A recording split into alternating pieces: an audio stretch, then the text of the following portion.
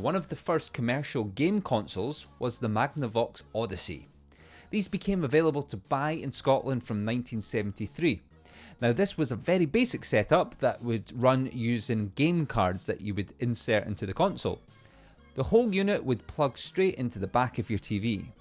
However, there was no game music or sound at this point. This activates 3 lights, 2 representing the players and 1 representing the ball. Press the special tennis game overlay into position on the television screen and you're ready to begin an exciting, fast-paced tennis game.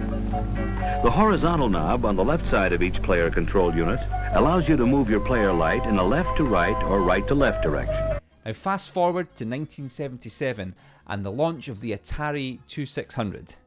Consoles of this era did not have a lot of memory to hold music, so the companies prioritised short, repeatable sound effects instead of having the music.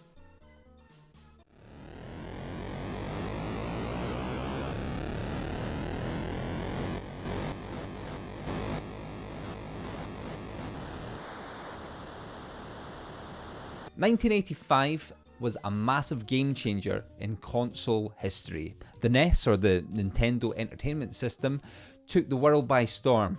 Now, game music had soundtracks at this point, which is really exciting.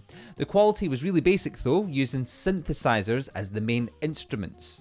A synthesizer is basically an electronic keyboard sound that was probably used by programming a computer.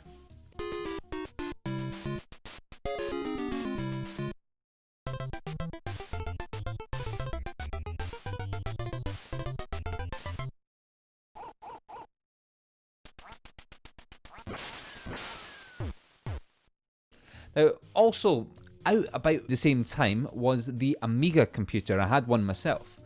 And now that would utilise floppy disks to load the games. It wasn't really classed as a console, more similar to a PC, but it was very, very popular nonetheless. Let's go!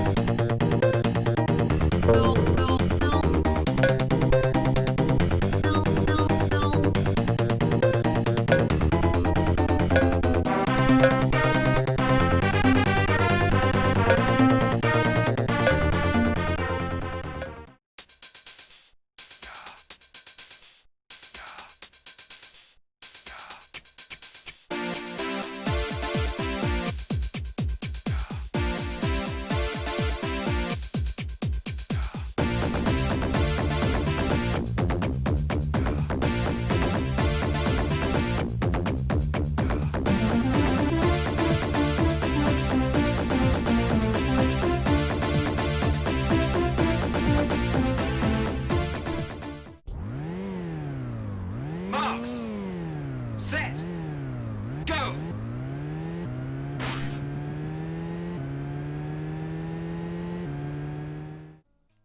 Now, the Super Nintendo dominated the market when it was released in 1991, or the SNES as it was known back then.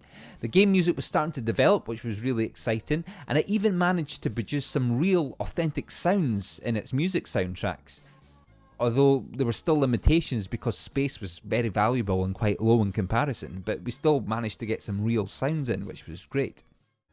Hadouken! Hadouken! Hadouken! Hadouken! Hadouken! Hadouken! You win! Now, in the mid-1990s, the PlayStation and the N64 would change the way that we play games forever. These ran on discs, which would read kind of like a CD, and that allowed for much more memory, which in turn allowed for some real instruments and some scores and some proper real sounds to get recorded for some game soundtracks. Got him! Tango down! Now cross early, go, go!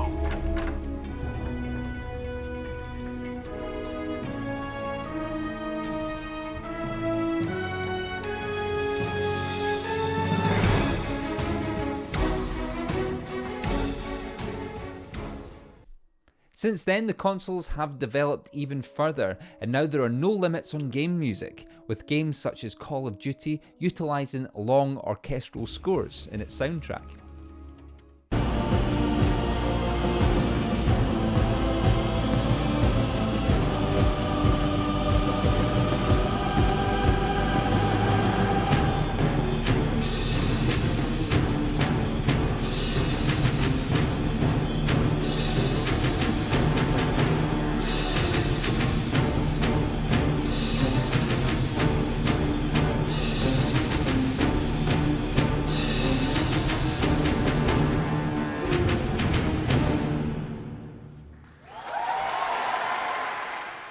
So to recap, over a 30-year period, game music has changed from a simple synthesized chip music to dramatic orchestral scores. The game music industry is thriving with composers, that's people that write the music, and they are commanding a huge fee for the compositions that they write.